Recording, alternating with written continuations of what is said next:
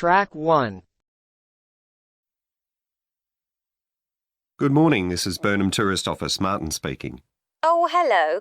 I saw a poster about free things to do in the area, and it said people should phone you for information. I'm coming to Burnham with my husband and 2 children for a few days on June the 27th, or possibly the 28th, and I'd like some ideas for things to do on the 29th. Yes, of course. The date that the woman wants information about is the 29th of June, so the letter C has been circled. Now we shall begin. You should answer the questions as you listen because you will not hear the recording a second time. Listen carefully and answer questions 1 to 6. Good morning, this is Burnham Tourist Office, Martin speaking. Oh, hello. I saw a poster about free things to do in the area, and it said people should phone you for information. I'm coming to Burnham with my husband and 2 children for a few days on June the 27th, or possibly the 28th, and I'd like some ideas for things to do on the 29th. Yes, of course. OK. Then let's start with a couple of events especially for children. The art gallery is holding an event called Family Welcome that day, when there are activities and trails to use throughout the gallery. That sounds interesting.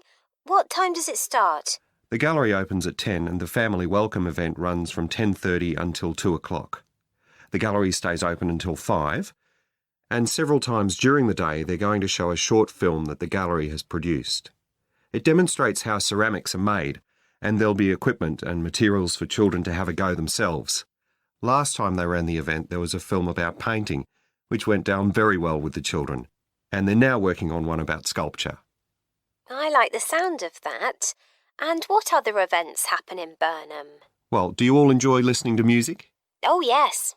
Well, there are several free concerts taking place at different times, 1 or 2 in the morning, the majority at lunchtime and a couple in the evening, and they range from pop music to Latin American.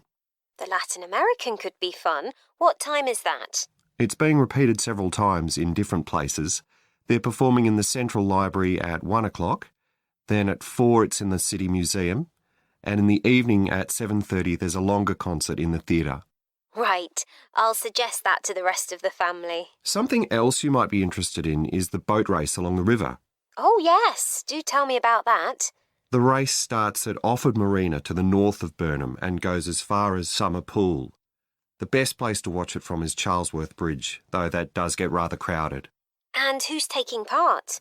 Well, local boat clubs, but the standard is very high. One of them came first in the West of England Regional Championship in May this year. It was the first time a team from Burnham has won. It means that next year they'll be representing the region in the National Championship. Now, I've heard something about Paxton Nature Reserve. It's a good place for spotting unusual birds, isn't it? That's right, throughout the year. There is a lake there as well as a river, and they provide a very attractive habitat. So it's a good idea to bring binoculars if you have them. And just at the moment you can see various flowers that are pretty unusual. The soil at Paxton isn't very common. They're looking good right now. Right. My husband will be particularly interested in that. And there's going to be a talk and slideshow about mushrooms, and you'll be able to go out and pick some afterwards and study the different varieties. Uh-huh. And is it possible for children to swim in the river? Yes, part of it has been fenced off to make it safe for children to swim in. It's very shallow and there's a lifeguard on duty whenever it's open. The lake is too deep, so swimming isn't allowed there. OK, we must remember to bring their swimming things in case we go to Paxton. How long does it take to get there by car from Burnham? About 20 minutes, but parking is very limited, so it's usually much easier to go by bus, and it takes about the same time. Right. Well, I'll discuss the options with the rest of the family. Thanks very much for all your help. You're welcome. Goodbye. Bye.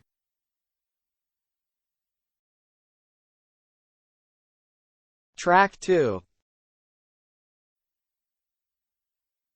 First of all, let me thank you all for coming to this public meeting to discuss the future of our town. Our first speaker is Shona Ferguson from Barford Town Council. Shona. Thank you. First, I'll briefly give you some background information. Then I'll be asking you for your comments on developments in the town. Well, as you don't need me to tell you, Barford has changed a great deal in the last 50 years. These are some of the main changes. 50 years ago, buses linked virtually every part of the town and the neighbouring towns and villages. Most people used them frequently, but not now, because the bus companies concentrate on just the routes that attract most passengers. So parts of the town are no longer served by buses. Even replacing old, uncomfortable buses with smart new ones has had little impact on passenger numbers. It's sometimes said that bus fares are too high, but in relation to average incomes, fares are not much higher than they were 50 years ago. Changes in the road network are affecting the town. The centre was recently closed to traffic on a trial basis, making it much safer for pedestrians. The impact of this is being measured. The new cycle paths separating bikes from cars in most main roads are being used far more than was expected, reducing traffic and improving air quality. And although the council's attempts to have a bypass constructed have failed, we haven't given up hope of persuading the government to change its mind. Shopping in the town centre has changed over the years. Many of us can remember when the town was crowded with people going shopping. Numbers have been falling for several years, despite efforts to attract shoppers, for instance by opening new car parks. Some people combine shopping with visits to the town's restaurants and cafes. Most shops are small, independent stores, which is good, but many people prefer to use supermarkets and department stores in nearby large towns, as there are so few well-known chain stores here. Turning now to medical facilities. The town is served by family doctors in several medical practices, fewer than 50 years ago, but each catering for far more patients. Our hospital closed 15 years ago, which means journeys to other towns are unavoidable. On the other hand, there are more dentists than there used to be. Employment patterns have changed along with almost everything else. The number of schools and colleges has increased, making that the main employment sector. Services such as website design and accountancy have grown in importance, and surprisingly perhaps, manufacturing hasn't seen the decline that has affected it in other parts of the country. Now I'll very quickly outline current plans for some of the town's facilities, before asking for your comments. As you'll know if you regularly use the car park at the railway station, it's usually full. The railway company applied for permission to replace it with a multi-storey car park, but that was refused. Instead, the company has bought some adjoining land, and this will be used to increase the number of parking spaces. The Grand, the old cinema in the High Street, will close at the end of the year and reopen on a different site. You've probably seen the building under construction. The plan is to have 3 screens with fewer seats rather than just the one large auditorium in the old cinema. I expect many of you shop in the indoor market. It's become more and more shabby looking, and because of fears about safety, it was threatened with demolition. The good news is that it will close for 6 weeks to be made safe and redecorated, and the improved building will open in July. Lots of people use the library, including school and college students who go there to study. The council has managed to secure funding to keep the library open later into the evening, twice a week. We would like to enlarge the building in the not-too-distant future, but this is by no means definite. There's no limit on access to the nature reserve on the edge of town, and this will continue to be the case. What will change, though, is that the council will no longer be in charge of the area.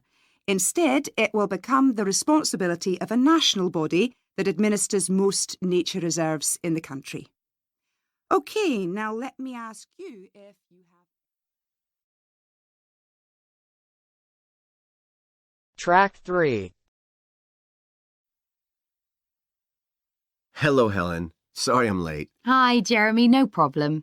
Well, we'd better work out where we are on our project, I suppose. Yeah, I've looked at the drawings you've done for my story, the forest, and I think they're brilliant. They really create the atmosphere I had in mind when I was writing it. Oh, I'm glad you like them. There are just a few suggestions I'd like to make. Go ahead. Now, I'm not sure about the drawing of the cave. It's got trees all around it, which is great, but the drawing's a bit too static, isn't it? I think it needs some action. Yes, there's nothing happening. Perhaps I should add the boy, Malcolm, isn't it? He would be walking up to it. Yes, let's have Malcolm in the drawing. And what about putting in a tiger? The one that he makes friends with a bit later. Maybe it could be sitting under a tree, washing itself. And the tiger stops in the middle of what it's doing when it sees Malcolm walking past. That's a good idea. OK, I'll have a go at that. Then there's the drawing of the crowd of men and women dancing. They're just outside the forest, and there's a lot going on. That's right. You wanted them to be watching a carnival procession, but I thought it would be too crowded. Do you think it works like this? Yes, I like what you've done. The only thing is, could you add Malcolm to it without changing what's already there? What about having him sitting on the tree trunk on the right of the picture? Yes, that would be fine. And do you want him watching the other people? No, he's been left out of all the fun, so I'd like him to be crying. That'll contrast nicely with the next picture where he's laughing at the clowns in the carnival. Right, I'll do that. And then the drawing of the people ice skating in the forest. I wasn't too happy with that one. Because they're supposed to be skating on grass, aren't they? That's right, and it's frozen over. At the moment, it doesn't look quite right. I see what you mean. I'll have another go at that. And I like the wool hats they're wearing. Maybe you could give each of them a scarf as well? Yeah, that's easy enough. They can be streaming out behind the people to suggest they're skating really fast. Great. Well, that's all on the drawings. Right. So you finish writing your story and I just need to finish illustrating it, and my story and your drawings are done. So the next thing is to decide what exactly we need to write about in the report that goes with the stories and how we're going to divide the work. Right, Helen. What do you think about including a section on how we planned the project as a whole, Jeremy? That's probably quite important. Yeah, well, you've had most of the good ideas so far. How do you feel about drafting something? Then we can go through it together and discuss it. OK, that seems reasonable. And I could include something on how we came up with the ideas for our two stories, couldn't I? Well, I've started writing something about that, so why don't you do the same and we can include the two things? Right. So what about our interpretation of the stories? Do we need to write about what we think they show, like the value of helping other people or that sort of thing? That's going to come up later, isn't it? I think everyone in the class is going to read each other's stories and come up with their own interpretations, which we're going to discuss. Oh, I missed that. So it isn't going to be part of the report at all? No. But we need to write about the illustrations because they're an essential element of children's experience of reading the stories. It's probably easiest for you to write that section, as you know more about drawing than I do. Maybe, but I find it quite hard to write about. I'd be happier if you did it. Okay. So when do you think we can get this ready? Track 4. So, what I'm going to talk about to you today is something called ethnography. This is a type of research aimed at exploring the way human cultures work. It was first developed for use in anthropology, and it's also been used in sociology and communication studies. So, what's it got to do with business, you may ask? Well, businesses are finding that ethnography can offer them deeper insight into the possible needs of customers, either present or future, as well as providing valuable information about their attitudes towards existing products. And ethnography can also help companies to design new products or services that customers really want. Let's look at some examples of how ethnographic research works in business. One team of researchers did a project for a company manufacturing kitchen equipment. They watched how cooks used measuring cups to measure out things like sugar and flour. They saw that the cooks had to check and recheck the contents because although the measuring cups had numbers inside them, the cooks couldn't see these easily. So a new design of cup was developed to overcome this problem, and it was a top seller.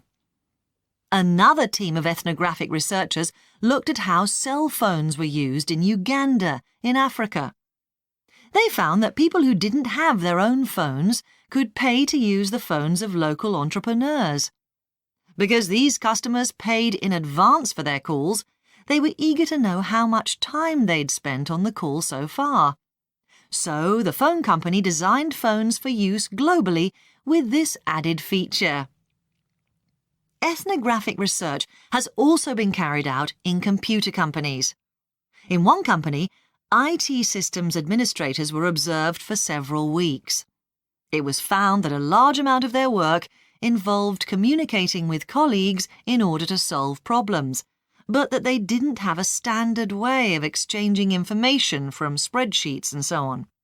So, the team came up with an idea for software that would help them to do this. In another piece of research, a team observed and talked to nurses working in hospitals.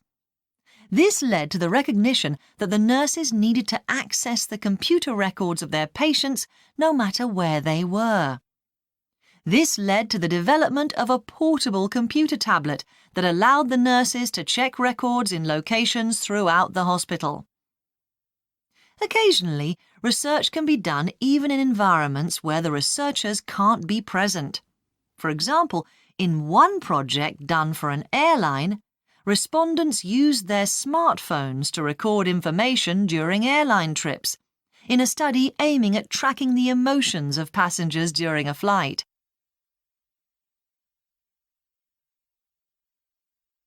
So, what makes studies like these different from ordinary research? Let's look at some of the general principles behind ethnographic research in business. First of all, the researcher has to be completely open-minded. He or she hasn't thought up a hypothesis to be tested, as is the case in other types of research. Instead, they wait for the participants in the research to inform them. As far as choosing the participants themselves is concerned, that's not really all that different from ordinary research. The criteria according to which the participants are chosen may be something as simple as the age bracket they fall into, or the researchers may select them according to their income, or they might try to find a set of people who all use a particular product, for example. But it's absolutely crucial to recruit the right people as participants. As well as the criteria I've mentioned, they have to be comfortable talking about themselves and being watched as they go about their activities. Actually, most researchers say that people open up pretty easily, maybe because they're often in their own home or workplace. So, what makes this type of research special is that it's not just a matter of sending a questionnaire to the participants. Instead, the research is usually based on first-hand observation of what they are doing at the time. But that doesn't mean that the researcher never talks to the participants. However, unlike in traditional research, in this case, it's the participant rather than the researchers who decides what direction the interview will follow. This means that there's less likelihood of the researcher imposing his or her own ideas on the participant. But after they've said goodbye to their participants and got back to their office, the researcher's work isn't finished. Most researchers estimate that 70 to 80% of their time is spent not on the collecting of data, but on its analysis, looking at photos, listening to recordings and transcribing them, and so on. The researchers may end up with hundreds of pages of notes. And to determine what's significant, they don't focus on the sensational things or the unusual things. Instead, They try to identify a pattern of some sort in all this data and to discern the meaning behind it.